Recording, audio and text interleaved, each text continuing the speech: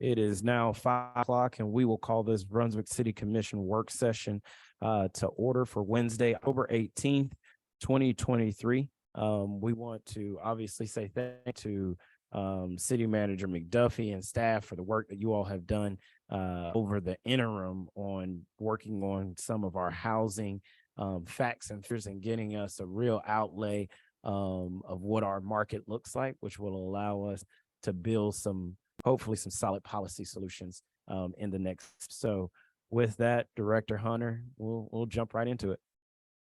Mayor and commission, and I am going to turn this over to Russ Moraine, who is the brains and work behind all of this, as y'all have seen over the last year or so, as working on the comprehensive plan and on the housing study.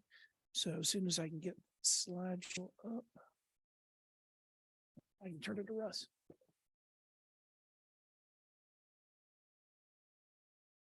Thank you all for sharing this time to review where we stand now with the housing program that was included in the comprehensive plan and in your budget this year.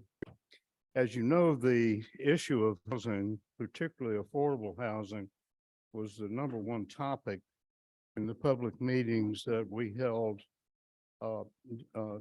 during preparation of the comprehensive plan. I mean, it was clearly evident that this was the minds of virtually everyone. It was the most compelling need expressed by residents throughout the city and continue to be as we participate in meetings with the Neighborhood Planning Association. A housing study was done, as you know, during the preparation of the comprehensive plan, and an affordable housing plan was included in that study. That pointed out specific needs and deficiencies in Brunswick's housing and neighborhoods. From that data, an analysis and a housing plan was recommended in the comprehensive plan to begin to tackle those sizable issues for the city. And you included a budget amount in your city budget for fiscal year 24 to begin to implement that plan. Before we get into the plan to put this program into effect, let's look at some of the background of that developed the need for this to begin with. The population of Brunswick, as you know, has remained static at about 15,000 since the year 2000. It reached 21,000 in the 50s and 60s, began to slide, and it has remained relatively constant since. Median household income likewise has remained static. In other words, no growth in job opportunities, particularly higher paying job opportunities, and a constant 30 to 35% of Brunswick's families below the poverty level of $25,000 a year. Median household income in Glenn County, as compared to Brunswick, is 62,000. Brunswick's is just under 30,000. 12% of the families in all of Glenn County below the poverty level, while 34% do so in Brunswick. The average median income for the whole Brunswick standard metropolitan statistical area is $70,400. Now that is influenced a lot by St. Simon's. Interestingly, for your information, the data from Sea Island and Jekyll is not included in census data. There are not a sufficient number of permanent residents on either island to form a database that the census uses. 80% of the city's workforce works outside of the city. 25% work on the islands. 40% are employed in retail, accommodations, or food service positions throughout the county. 17% of your households have no transportation. 6% only have one source of transportation. So access to a broader area of job opportunities, education, and services is not available to many of the families. Only 36% of the city's families own their home, something that was brought to our attention early in the housing study to begin to address the lack of home ownership in Brunswick.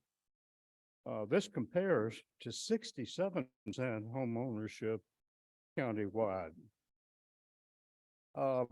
Looking at housing conditions, which is really the crux of the issue here, there are about 6,804 housing units in Brunswick. Only 80% of those are occupied. Those vacant units are not occupiable. A very small percentage of them are. You have a lot of vacant boarded units throughout the city, and you have a number waiting to be demolished. Code enforcement records indicate right now on all the units that 107 inspected homes are uninhabitable. That's a hard one to pronounce. Requiring demolition, and 141 are dilapidated, requiring major rehabilitation. Interestingly, 77% of all your housing units in Brunswick are single-family or two-family homes. That's a very unusual percentage, and it's an indication of the type of housing built in the 50s and 60s when employment surged here to respond to the needs of World War II.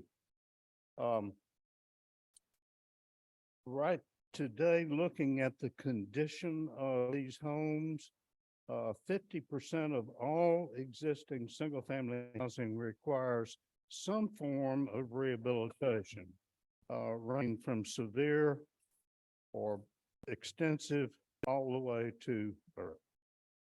10% of the occupied housing stock in the city is more than likely require demolition and relocation of families to improved housing. Apartments, as you well know, make up a small percentage of the housing units in the city. Number of those, just under 1,000, are public housing, which is the only deep subsidy housing available in Brunswick. Other forms of assistance is rental assistance as opposed to a rent based on income. And that is your section program plus some 277 units that have been built or tax incentive programs. The waiting list for assisted housing, rent assisted housing today exceeds 1,400 families. 45% of Brunswick's family households are burdened with housing costs. That is devoting more than 30% of their household income for total housing expense. The median monthly rental being paid in Brunswick is $785 per month. That's for all expenses. And the median mortgage payment is $1,016. Current new market rates for rental and homeowners averages $1,450 for rent and utilities, or for a home that you own, $1,550. So you can see immediately that housing is the reach of many families. The current median value of homes in the city is $105,000. Median value in the county is around $205,000 and is growing rapidly. As most of you are aware, the cost of building new housing has increased substantially. most of the new housing is being built in the county, north and west of the city and on the islands.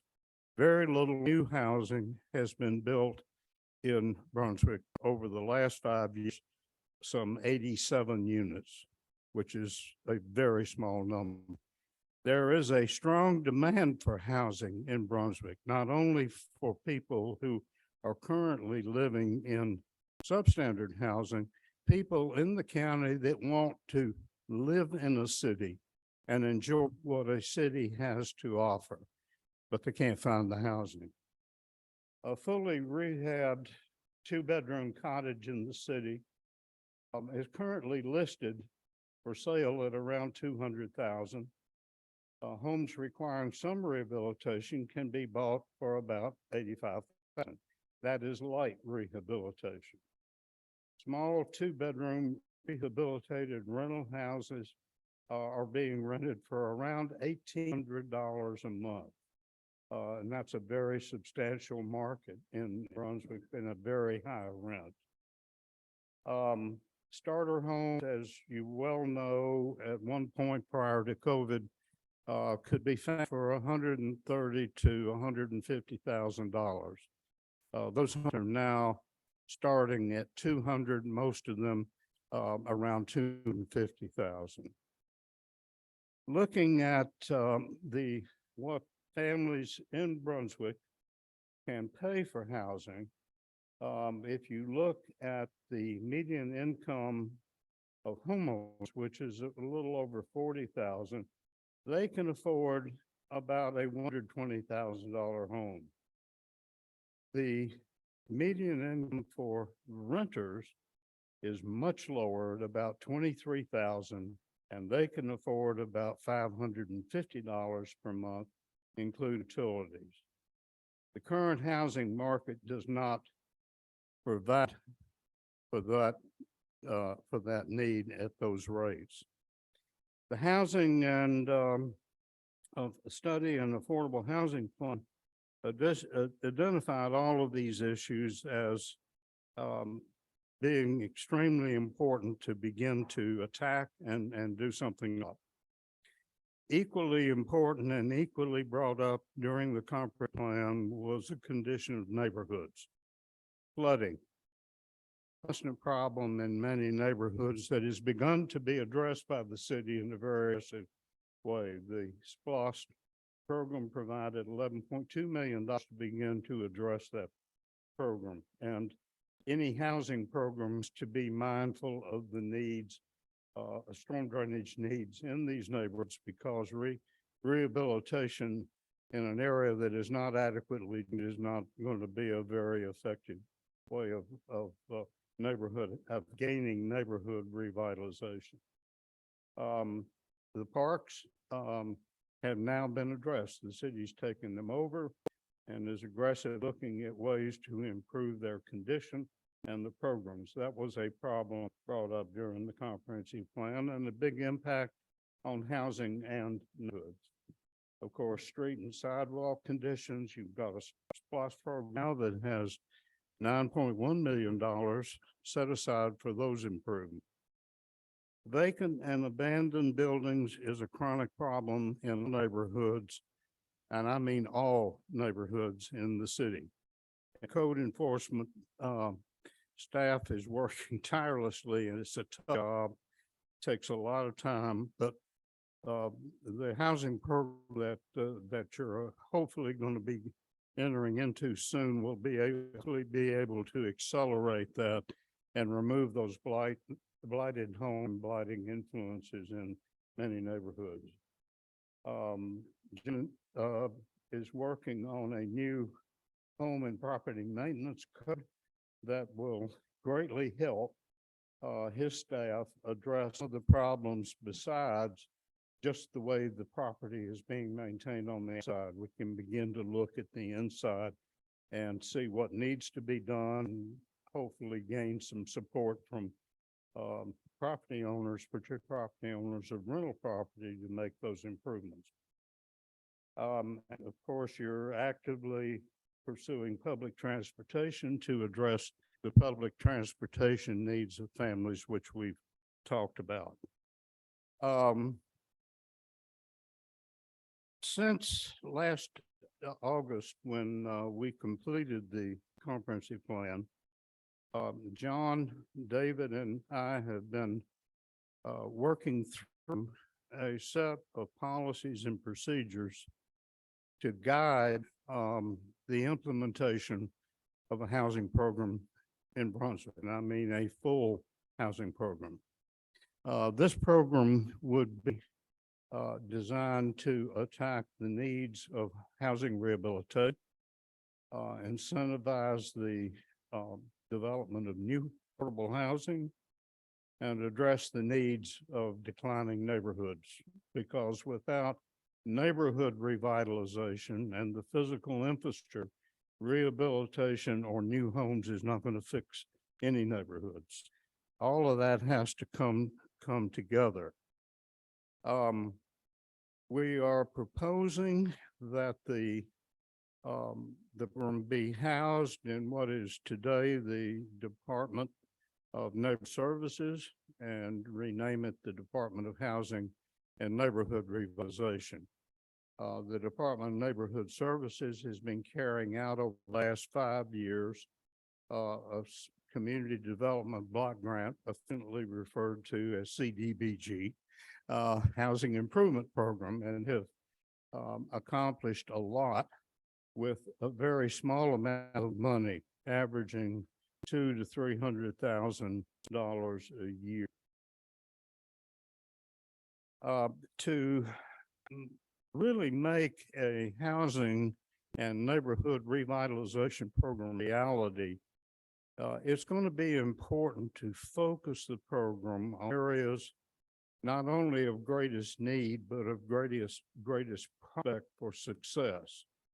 Because a successful program will gain you the support of the community, the nonprofit world that surrounds, and it's a very generous one, area, and facilitate your ability to get grants from federal and state sources to fund what is to be a very, very costly program. And it's to take a very, very long time to complete. You're looking at probably 20 years, and you're probably looking at close to $20 million being spent just for housing rehabilitation. And that assumes that costs don't increase a whole lot more than they already have. We are suggesting a target area of Newtown. The statistics of family conditions, non-family households, the condition of housing, and the condition of neighborhoods all point to the Newtown area as being area of focus, or excuse me, as a target area. With Newtown, we would expect, as we gain more information through inspection of properties, to find 2, maybe 3 target areas where we would concentrate inspections, rehabilitation, and neighborhood improvements. A lot of those neighborhood improvements are already in master plans, like your drainage plan, your street plans, and following those projects up with improvement to housing will help you establish a pattern of neighborhood revitalization that you've got to have success. Success breeds success. Let's put it that way. And that's what we have attempted to do in these policies and procedures together. We are also working with David's CDBG home repair program to increase the number of units that can be repaired. Now, his program looks to do less than total rehabilitation, but to address leaking roofs or bad steps or limited handicap access. It's his expenditures per home would be into $20,000. A fully rehabbed home, you're looking at a budget average for the city of 75,000. Going to be dealing with foundations, you're going to be dealing with electrical systems, heating, cooling systems, insulation, roofs, walls, you name it. The goal of the program to rehabilitate 40 to 50 houses per year. Let's see, hold on a minute, I've skipped over the map. Yeah, there's your, well, there it was. Let's see, there we go. There's the, or was. Let's go back to it.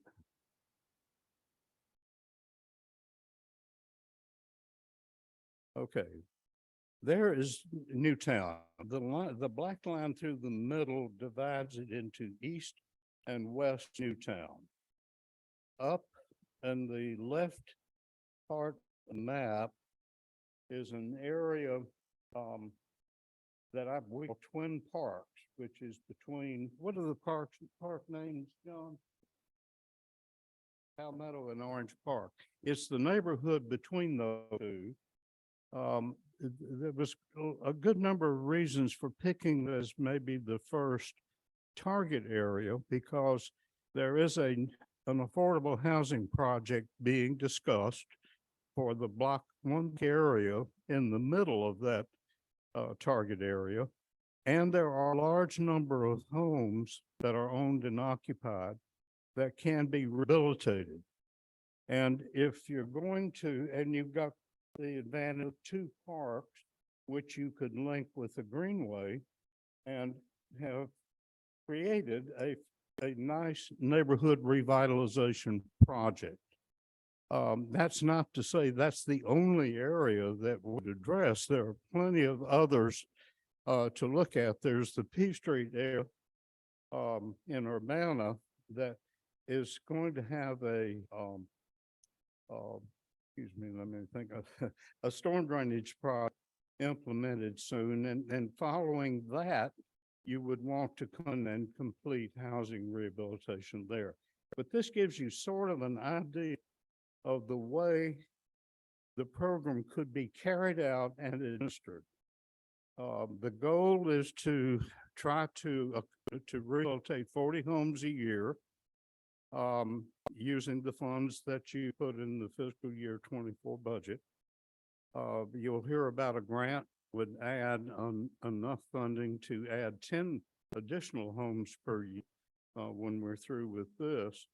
And we're looking at applying for a $1.5 million home grant through Georgia Department of Community Affairs to help this program acquire vacant homes that can be rehabbed and sold as affordable housing.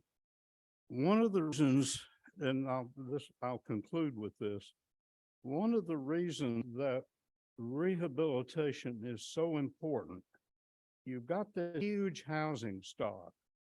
It's not in good condition, but it can be made to be in good condition.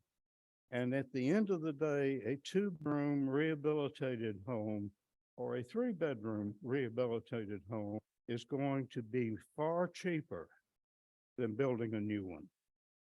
And if this program if we don't have homeowners who want to participate or cannot financially participate, the program will aid them in doing so.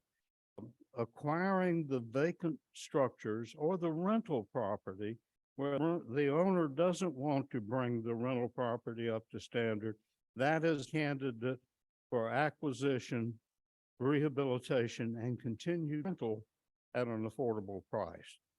The whole program is based around preserving the affordability of housing at the same or lower level than the current occupant is paying.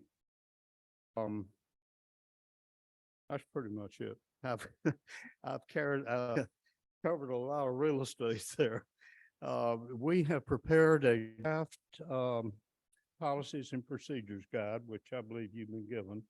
This establishes the criteria for participation of property owners, owner occupants, or owners of the property who would not get full grants, but partial grants if they would rehab their property and keep the rent at a notable level for a fairly long period of time. The policies and procedures are consistent with the programs that you're carrying out now. For rehabilitation, not necessarily the disaster recovery program, because that has a different objective than the CDBG program. But we've tried to make it something that is consistent with everything else that you're doing. The startup of the program, as we've talked about it, is going to rely on current city staff with maybe some contract help for inspections as we ramp the program up to begin to achieve the goals of 40 houses a year and other goals. Eventually have to have more staff, but initially you can do contracts. And we've started some work already, and the program can start probably around the first of the year. If we move this along forward, then we'll be ready to, the city will be ready to get after some of the problems.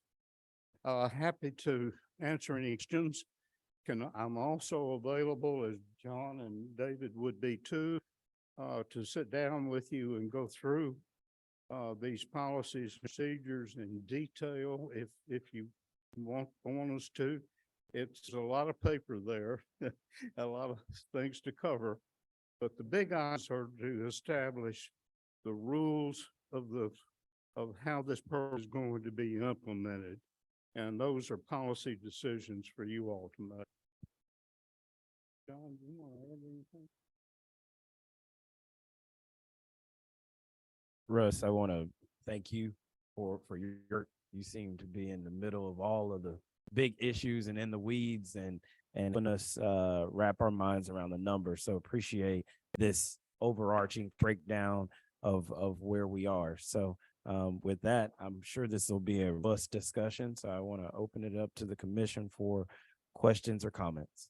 I'd like to ask, looking through all this, really brought back to something that I had an opportunity to participate in, to actually do the building and all. Did y'all look into that at all? Have you checked into it, see where it is? Gather any facts or anything, because it was all ownership was what it was. All about ownership and not about anything other than putting people in houses that they own. And that's what we strayed away from. And that's your numbers show it. So I think ownership is, it's definitely a component of this plan and a major concern. What the demographics currently tell us is that's going to be a slow, long, difficult road to go down, primarily, just to be frank, because of incomes in our community. Bridging that gap from somebody who is, if they're renting right now, the average income is $22,000. If you own a home, average income is more in the $45,000 a year range. So somebody making $22,000 a year, affording to own a home that's a tall task. That doesn't mean that we should shy away from trying, and we can, to increase home ownership. We just have to recognize the reality we're facing on the ground. And I think that also speaks to continuing to look at rehabilitation of existing housing in the community. One, because it is or can be more affordable, but it's typically going to be smaller. So our smaller 1 and 2 bedroom houses that are already in existence are always going to be a cheaper source of housing than new and something that it obviously is larger. And that's, you know, that little bit of I think a change in some philosophy. But yeah, that home ownership, critical component for the city moving forward, I think. It is, and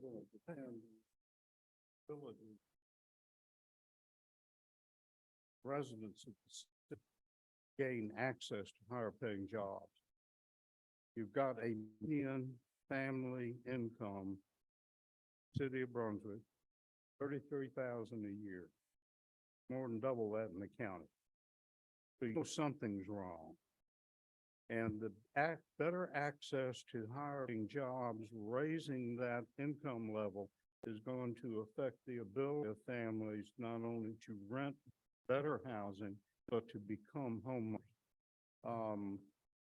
The threshold for a homeowner, for any homeowner today in new housing is almost $50,000 a year.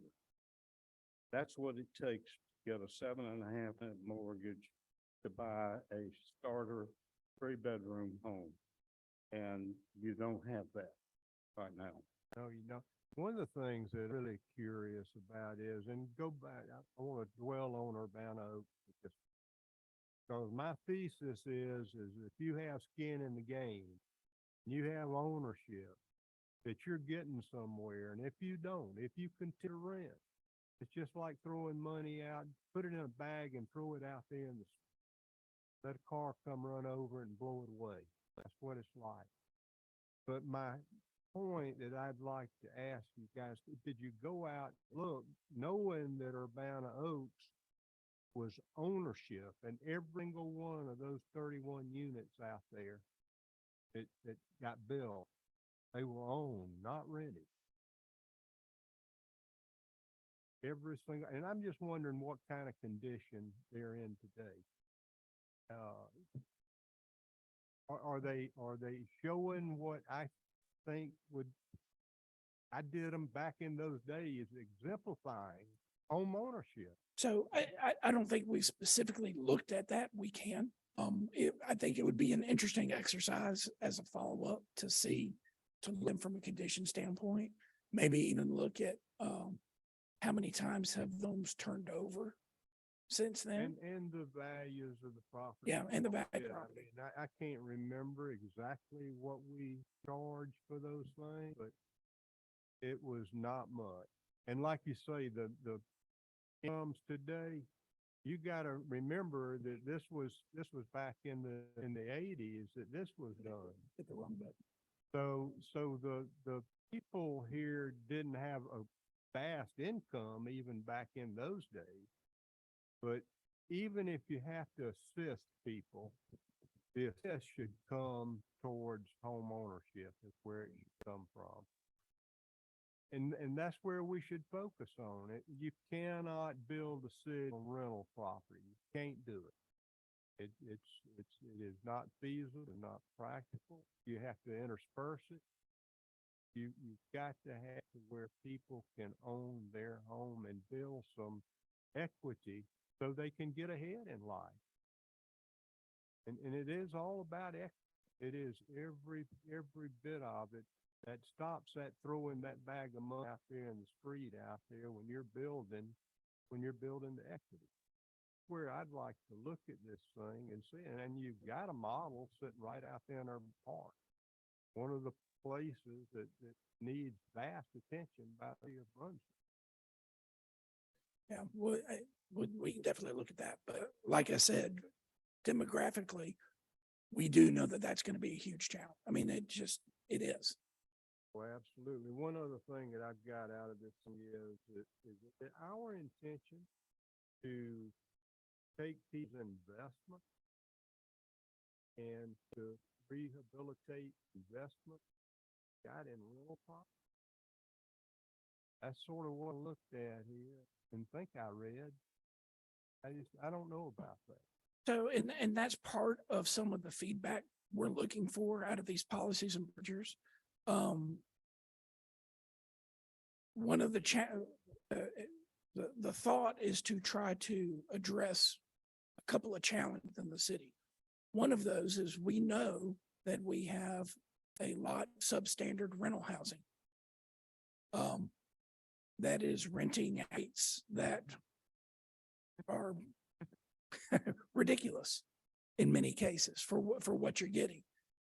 The thought is to attempt to incentivize improvements in those so that, and they would have to have skin in the game in order to try and lock in affordable rental rates. And that's really with the amount of rental property that we have in this, it's something that we're trying to address, is to improve those overall conditions while also improve homeownership and conditions of homeownership. But that is something that we are looking for feedback about as part of this process. So, okay. Then let me finish if I can. I want to go on to the rental end because you had, I don't know today, don't have the information that I had when I was younger, but you had property owners here that had several hundred rental units. And that's what this Urbana Park project did. It took those rental units down, it took out. And I started off with a cleared land. The only thing we had to do was relocate some trees. But Realize that for a neighborhood to be rehabilitated, we're gonna have to deal with rental. I There's no agree getting with that. around it, and some agree. rental owners are not gonna participate. Some may wanna sell. David has mentioned that in his inspection, care program, that, there are property owners that are willing to sell. We hopefully can convert some rental properties to ownership property. We're going, And we're that needs, mindful of that that needs to as be a a focus. goal. Needs But to be we a focus. also mind that we have to deal with the rental property because that's where you major problem. Right. I Wait, agree. hold on one wholeheartedly second. with that. Yep, I was gonna say, and also is inside of, before we start at 6, we also need to Yeah. do the hearing. Is that Correct. And correct? so, one of the things that Russ mentioned, obviously, you've got a pretty big packet of information with you. As we've done in the past with both the Kinsa plan and part of this housing study. We get with Naomi Mhm. and try to schedule individual times with y'all. So if you've had time to go through this, we're able to sit down, answer questions and get some of that directed policy feedback that need to be able to advance the draft. Because ultimately this is y'all's policy. Yep. Even for Commissioner Martin and Commissioner Kaysen, even though they got a couple of months with us. I You know, laid my it's, foundation, John. It's done. it is y'all's policy. So, You know, having that guys is going to be critical for us then coming back to you with a draft that satisfies all those What- questions. What I want to do now is, because I do think I want to give commissioners a chance to ask some quick questions or get some thoughts out, because I think a lot has said that we don't want to, singularly stand alone. You want to talk some of the things that can move forward. So really quick, we'll do that. We'll cut this portion at 5:45, which gives you 15 minutes for us to get through that last period. So, all right, back to the committee. My question was, you kind of answered it when you said that, because I was concerned with the targeted area. So you're targeting that area primarily because there is a ongoing development that's going to take place in it. That's the reasons, yes. With the ongoing project that's taking place. Plus, we looked at the overall conditions of the existing housing, the age of the existing housing. In that target area that we showed, we also looked at the rates of home ownership versus rental, and there's a good mix of both. So we felt like it was an area that we could accomplish what we are looking to go into from a goal standpoint. It won't make that an exclusive use area for all of our resources, we're going to continually be looking at where the next area needs to be. And with things like David's program for the major minor home repair, that's obviously can continue throughout where the needs are in the city. And that will help But- lead us to other areas. Yeah.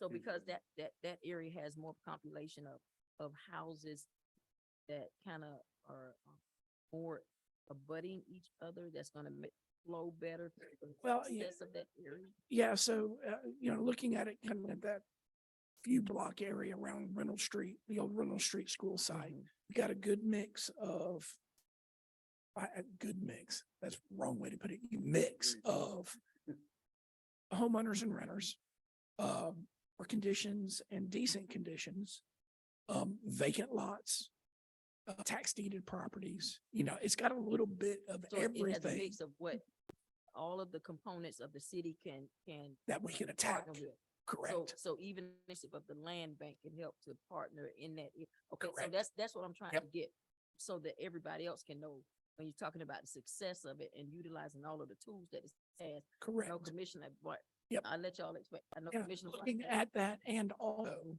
I would point out from an overall need standpoint, it's the area we got those conditions. There's hardly a neighborhood that does not have at least a pocket of substandard housing.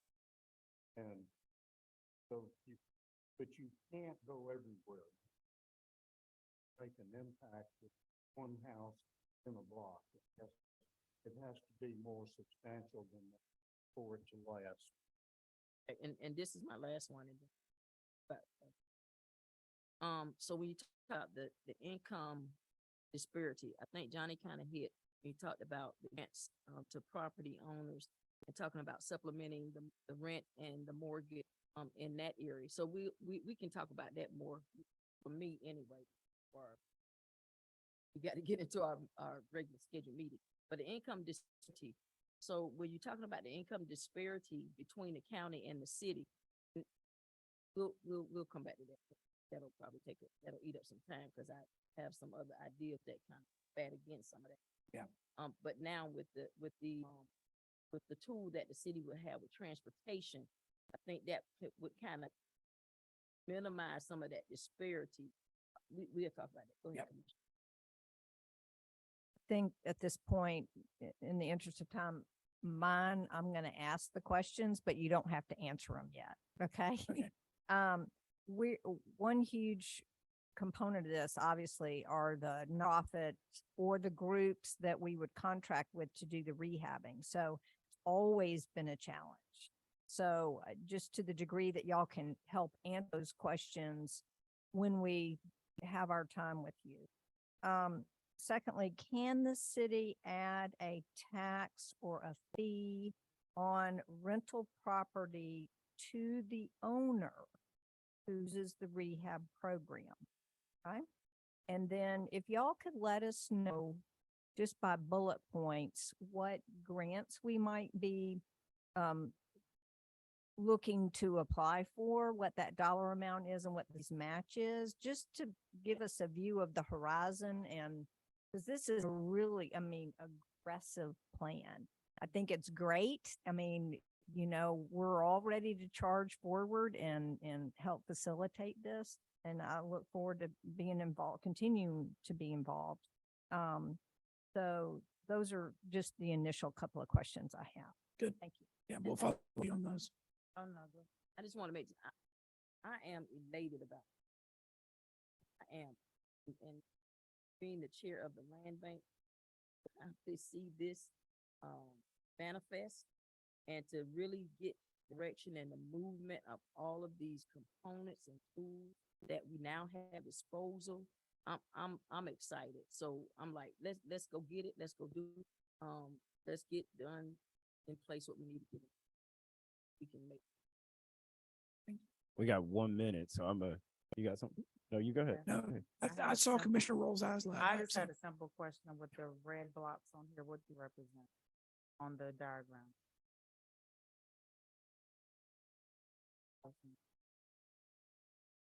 Okay.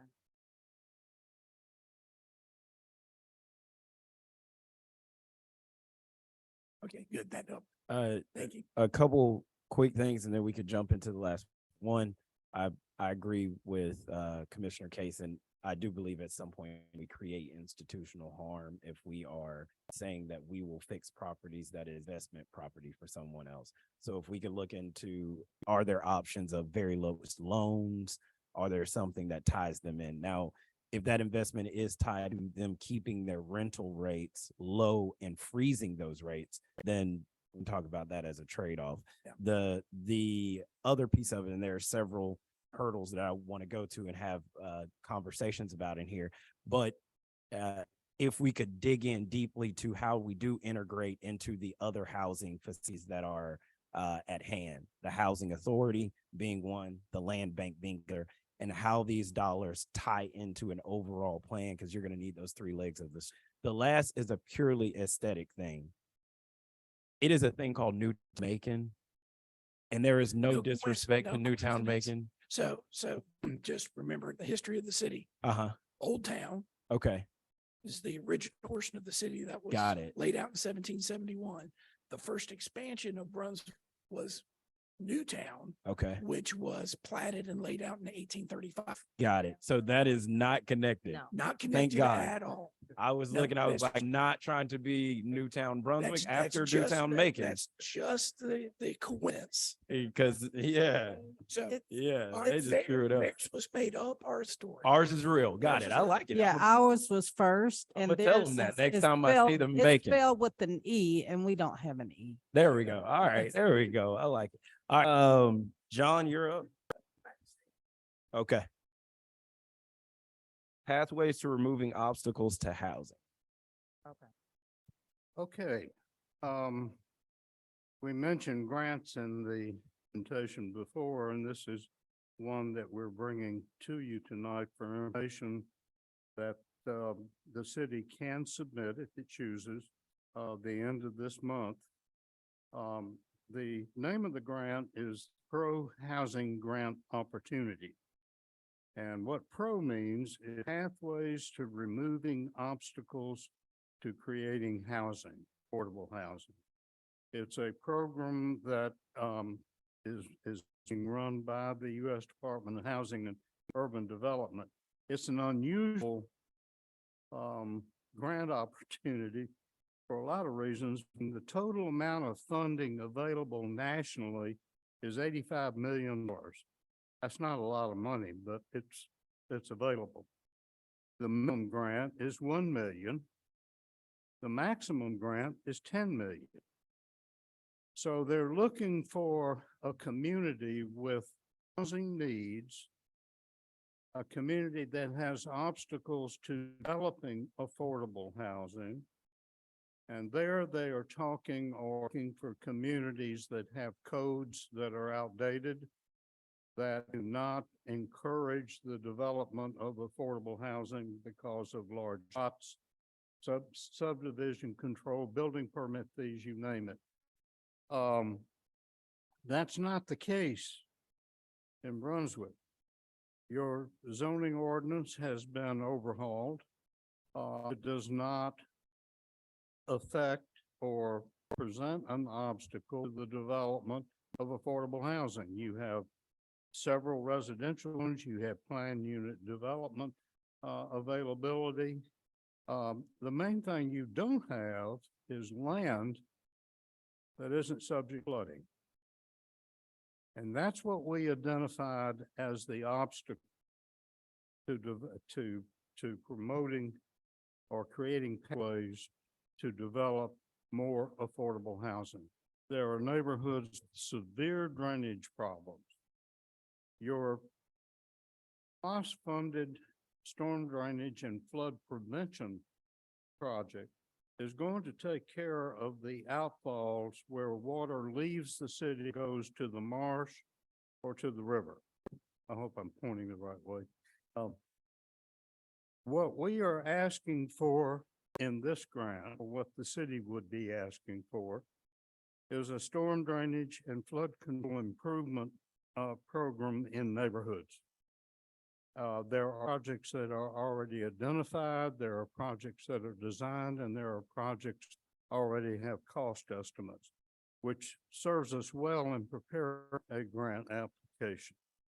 So we're looking at roughly $8 million storm drainage neighborhood program, requesting $3.5 million in grants through this program, which will be matched by the city with $4.4 million. That $4.4 million is your SPOS funds, this new money. Nothing in this grant is new money, money that is already available and for the purpose that we're discussing. Secondly, we want to update the 5-year storm drainage master plan, and we have put a small amount of money in to hire a consultant to upgrade that master plan, the next round of storm drainage improvements. Housing rehabilitation. We've indicated that we don't have the funds to rehabilitate all of the homes that need to be rehabilitated in Brunswick. In fact, we don't have enough to really get a heavy pace going of 100 units a year. Instead, we're down around 40. So we have, this is a 6-year program, by the way. We have asked them for funds to add 10 units per year to the city's 40 units per year goal, to increase that to 50 over the 6 years. And that we're asking for a grant of $3 million. We are asking for a grant of $50,000 to develop a demonstration project in the Norwich Street corridor to convert a commercial or industrial building to affordable housing. It's been a goal of the Norwich Corridor Study Commission, and one good way to get it started is to do a demonstration project. We are also asking for a grant of $50,000, part of the overall grant, to assist profits in the city to learn how they can be sponsors for and obtain financing for affordable housing. Like St. Mark's did with the elderly housing, which is of course being sold now. There are not many nonprofits in Brunswick that are sponsoring housing projects, and they have access to funds that nobody else has access to. And we will have some assistance and outreach to visit with those nonprofits, encourage to do it, and to help them along the way with applications and organization. We're also going to be receiving $700,000, hopefully receiving $700,000 for staff expenses for the portions of all of these activities that would be undertaken with the grant. Our total grant request for $8 million. I'll tell you a little something. This is Mary Jo, by the way. This is grant writer. She sent me an email the other day, and this grant I've never seen one this complicated, but she said, I was talking to some friends and they said, there's a special place in heaven for grant writers who write HUD grants. She's earned hers. This is a very big, we think our chances of getting this fair. They reserve the right to reduce the amount. They likely do that. It's one of those exercises it's worth doing. So we're asking the city commission to approve the submission of this grant. And you will be asked to sign a letter, Mr. Mayor, that goes with the grant application. Yes, sir. What's the deadline on it, the grant? 31st, The 31st of 31st? October. 30th. Okay. We'll get that done fairly quickly because this is a public hearing. Yes, and the other step that we have to do with this is have a public hearing.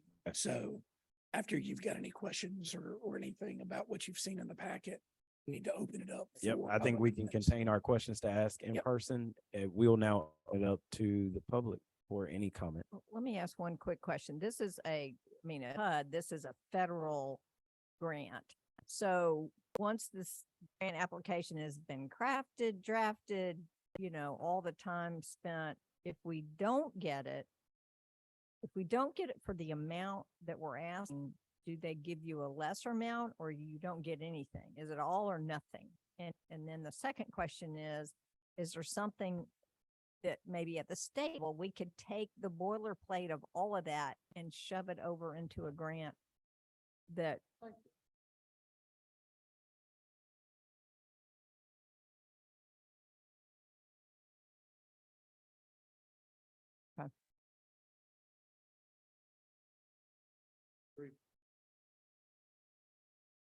Any public comment? We'll open it up for public comment because we want this count as a public hearing so we can get it done.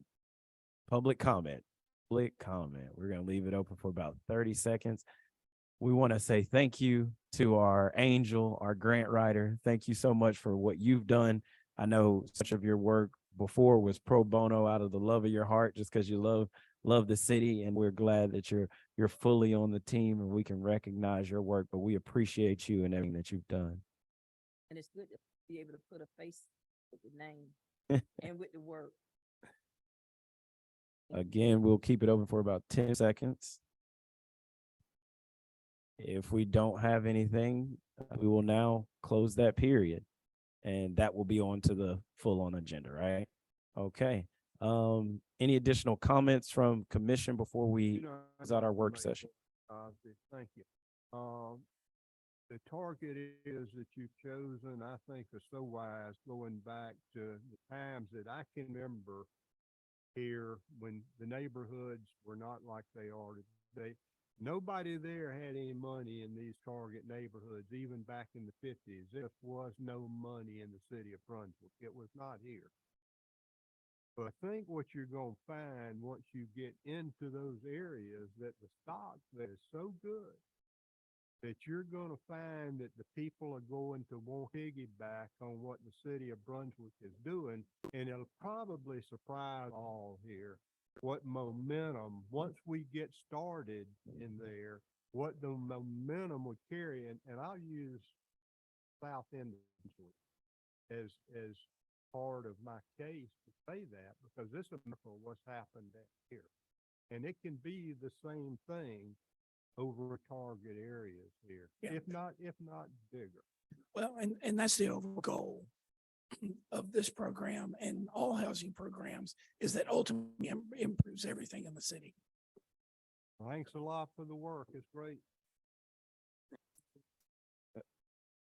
Again, thank you to staff.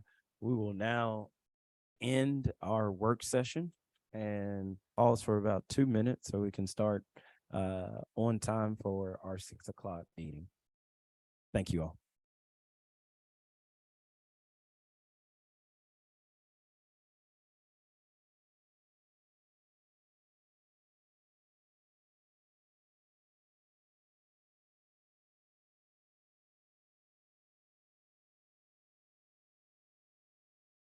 City Commission meeting to order for Wednesday, October 8th, 2023.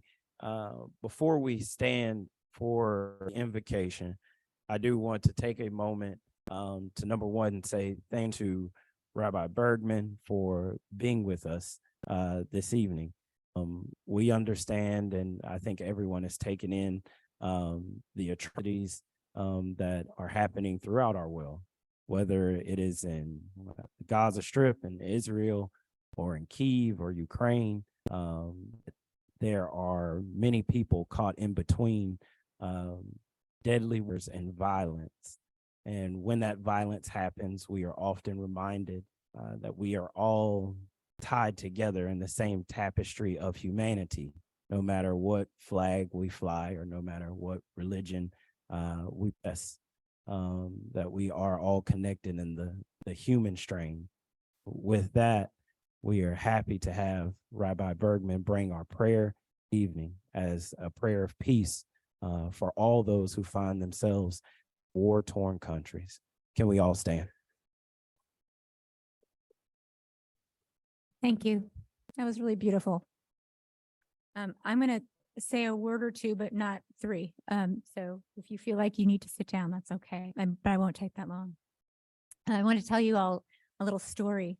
People asking me how I'm doing. It's very kind.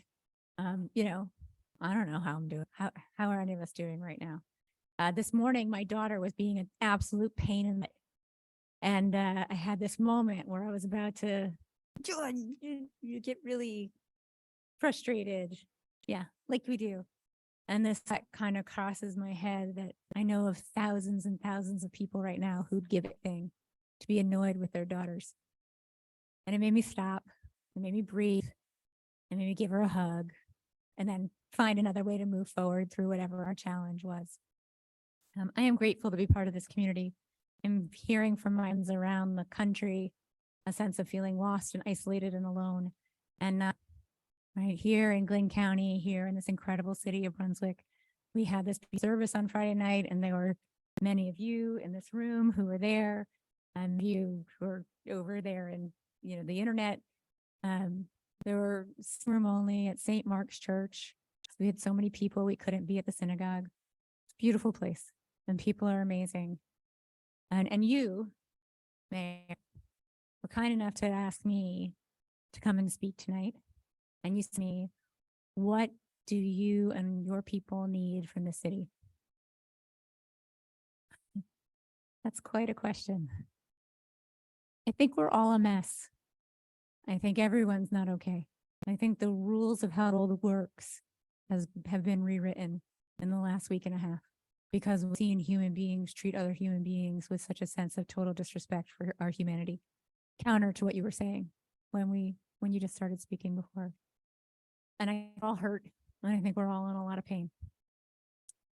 And so I think what we all need is to double down on our commitment to seeing the humanity of ourselves and seeing the humanity of everybody else.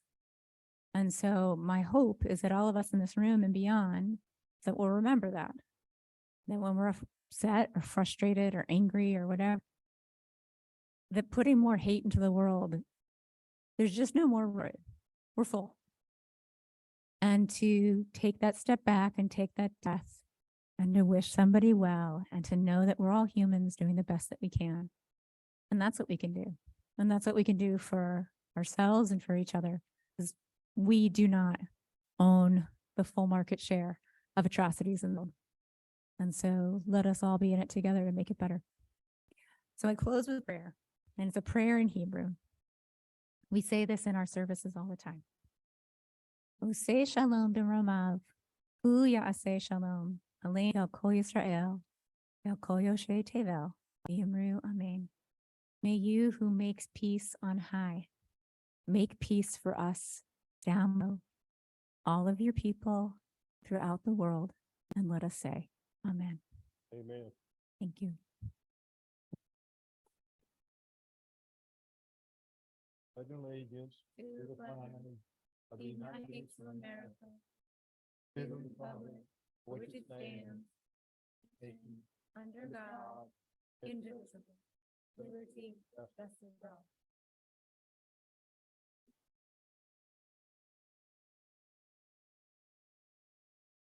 Thank you again, Rabbi Bergman, for those words and that prayer. We will now move on to the adoption of the October 18th, 23 regularly scheduled meeting agenda. Do we have any additions or subtractions? Hearing none, we'll open it for a motion. The agenda as submitted. Second. Hearing the first and the second, all those in favor show by the sign of aye. Aye. All those opposed, the same. Hearing none, the agenda is adopted. I just want to pause here. We don't have anybody written down for comment. Are we good to keep going? Thank you so much. We will now move on to proclamation and presentation to Jason Marshall, Executive Director of Ability One Program, Goodwill, Southeast Georgia, proclaiming the month of October as National Disability Employment Awareness Month. And with that, we will ask those individuals to please come to the front, and I will come down and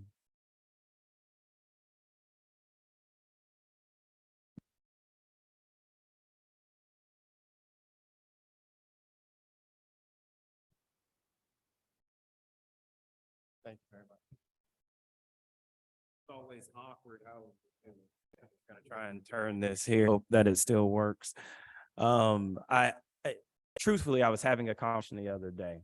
And in this conversation, we were talking about policy things that needed to be highlighted, not only locally, but also the state of Georgia. And in that conversation, it came to mind that we don't know for those who find themselves in disabled situations. Anything that we can do, and I remember up at the state capitol, we had a moment where everyone had a sensory loss day where they would blindfold you or put headphones on you so you couldn't hear. And in that sensory loss day, we really came to understand how brave individuals are that move through the life of things. Don't take the things for granted that we take for granted each and every day. And they have the strength and courage to continue to move through those hurdles, make the most of those hurdles, and let those hurdles turn them even stronger than they were before. The thing that we want to say as a city of Brunswick is that we are also thankful for those who have committed their life working alongside those individuals to not only prop them up, but also know that they have soldiers in the fight right along with them. And we thank you for the time and effort that you and your staff have committed to that. With that, read our proclamation. Whereas October 2023 marks the 6th anniversary of National Disability Employment Awareness Month, which highlights works' welcoming of the talents of all people, including people with disabilities, a critical part of our efforts to build an inclusive community and strong economy. And whereas the Department of Labor's Office of Disability Employment Policy has designated October as a month to raise awareness about disability employment issues and celebrate the many and contributions of American workers with disabilities. And whereas Goodwill East Georgia recognizes National Disability Employment Awareness Month 6th October by celebrating more than 100 associates employed at its federal contract sites, including the Federal Law Enforcement Training Center in Brunswick, Georgia. Now, therefore, I, H. Johnson, Mayor of the City of Brunswick, along with my fellow commissioners, hereby recognize and commemorate the 78th anniversary and proclaim the month of October 2023 as National Disability Employment Awareness Month in Brunswick, and call upon employers, schools, and other community organizations in Brunswick to observe October with appropriate programs and activities, and to advance its message that people with disability add value and talent to our workplace and communities. Thank you so much. Thank you very much. Yes, Appreciate that. Thank you. Yep.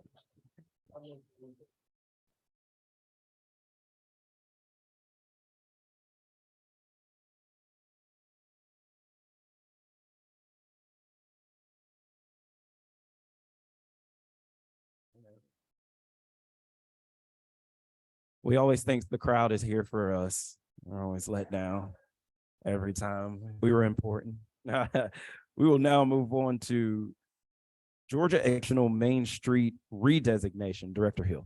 All right. Good evening, Mayor and Commissioner. I would like to introduce Ellen Hill, who is not related to me, but she did grow up in Glenn County. So from Georgia Department of Community Affairs, and Ellen works for the Office of Downtown Development. So she has some good news for the city, and I won't steal her thunder. Good evening, Mayor and Commissioners. Thank you for having me and allowing me to be with you tonight. As the Office of Downtown Development, we manage the Georgia Main Street program and have the pleasure of working with over 100 Main Street communities across the state for technical support and assistance to all of our communities. 19 of those hold the designation of Georgia's Exceptional Main Street. It's a GEMS community, we call it. This prestigious recognition is a testament to the community's unwavering commitment to fostering growth, nurturing excellence, and driving innovation within its downtown area. In partnership with the National Main Street Center, our participating cities are required to meet risk performance standards during an annual assessment process in order to become an accredited Main Street America city. Evaluation criteria determines the communities that are building meaningful and sustainable revitalization programs, and include standards such as fostering public-private partnerships, documenting programmatic progress, actively preserving historic buildings, and fostering an environment where small businesses thrive. Our office and the National Main Street Center acknowledge the tireless work of staff, board members, volunteers, leadership to advance economic vitality and quality of life in your community and through investment in downtown Brunswick. The GEMS designation is earned by cities that demonstrate exceptional dedication to advancing downtown economic development and local care. Selection as a GEMS community underscores its significant achievements in promoting sustainable development, cultivating a vibrant business environment, and enriching the quality of life of its residents. Your program in Brunswick has demonstrated the power of the Main Street movement to drive impressive local recovery efforts, champion small businesses, and foster a vibrant downtown district. Just within the last 3 years, write these down. Downtown Brunswick has seen over $49 million of private and public investment happen in just this downtown, with 112 new businesses opening and 404 new jobs being created. And I would say been creating some really great vibrancy and hosting over 931 events in downtown in the last 3 years. So that's to be commended. Your office, our office is inspired by your hard work and confident that your program will continue to help downtown Brunswick flourish. It is because of Brunswick's DDA commitment to Main Street Coach and to the strong leadership that I'm joining you this evening to congratulate the city of Brunswick on once again being designated as a Georgia Exceptional Main Street. You will be commended for your dedication for the heart of your community. To recognize the city of Brunswick and token of our appreciation, I'm happy to present this certificate marking this event. Thank you, Matthew. The DDA board and staff and city leadership for what you do, and we just can't wait to see what the future holds for downtown Brunswick. So thank you very much for having me.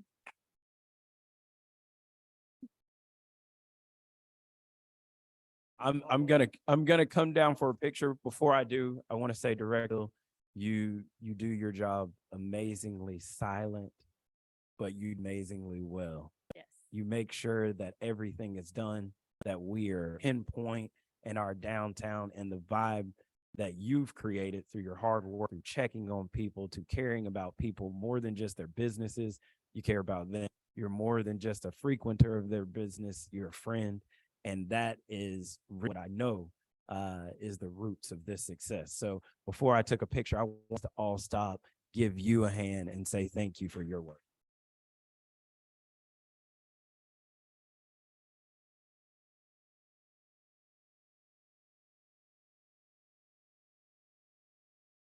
I'd like to, let me say something. He does a good parade too.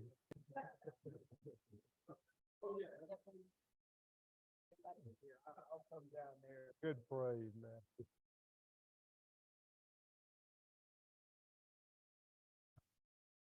Yeah.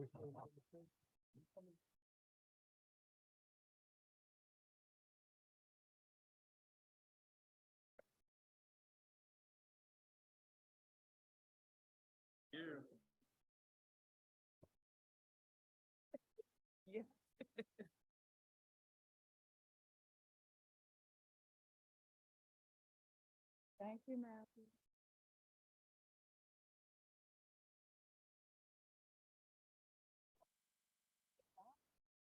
We know he's all working. He's got Commissioner Harris coming to a meeting, checking the emails while he's getting his award. So we appreciate you. Matthew, turn the air conditioner down too, if you will, please.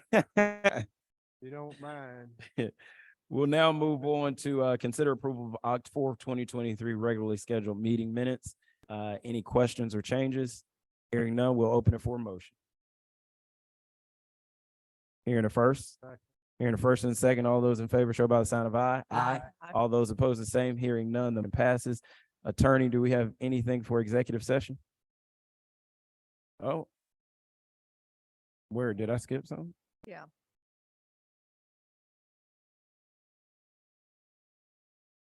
Oh, no, even, I don't have it on mine. Okay. Here you go. Yep. No, you're okay. All right, we are consider approval of appointment of Jason Clark and wow. Rick McIlvain. Give me that last name again. McIlvain. Rick's McIlvain. Yep. I did not want to mess it up, Mr. McIlvain. So as Judge Pro Tempore for municipal court of the city of Brunswick. As you guys all may be aware, good evening, Mayor and Commissioners. As you may be aware, we have a contract with the municipal court judge. And in that contract, there is a provision that he or she must appoint at least 2 judge pro tems to serve event of, absence or anything like along those lines. We have been operating the past couple of years. I think the last pro tem we had was Lou Thirds, who served for about 1.5 years before she took a new position with the city of Charles. There has not been an appointment in several years, and we have seen recently to have those judge pro tems in place. Part of that contract requires and is in the city ordinances that any potential appointment for judge pro tem would come to the city commission for approval of such an appointment. And the judge would swear them in, or a judge of their choice would then swear them in as a judge pro tem for the city of Brunswick Municipal Court. The resolution you have before you is named James Rixon McElvain, and he goes by Rix. He is in the audience behind me. And Jason Randall Clark goes by Jason. He's also behind me as those 2 judge tems. Both have met all qualifications set forth in the city commission ordinance, the city of Brunswick ordinance, as well. Both have ample experience, not only defending, but also I believe both have prosecuted at some point in time, but mostly criminal defense work. So I do think they'd be very appropriate candidates to be serving as pro tem for the municipal court. And so that's what you have before you. The approval of this resolution would approve that, and then we would later have an appointment. Swearing. Sorry. When will their first session in court be? Well, upon the approval of the appointments, I think we'd have a swearing in ceremony. And then I'm going to work with the municipal court, who I believe Mandy's also in the crowd, that we were going to go ahead and actually start utilizing them in certain court calendars so that we could get some of that built up. So I would expect in November, in November, yes.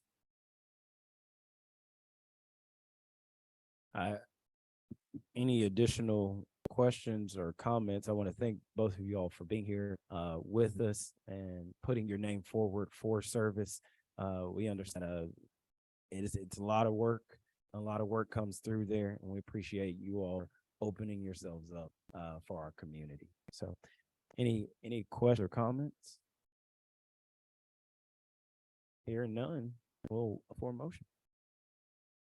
I'll make a motion that we approve the appointment of Jason Clark and Jay Rix McElvain as judge pro tems for municipal court for the city. Hearing a first, do I hear a second? Second. Hearing a first and a second, all those in favor show by the sign of aye. All those opposed, the same. Hearing none, motion passes. Thank you all. With that, anything else? I don't have any need for executive session. No executive, we'll open it. Hearing a first and a second, all those in favor show by sign of aye. All those opposed, the same. Hearing none, we are adjourned. Are you familiar with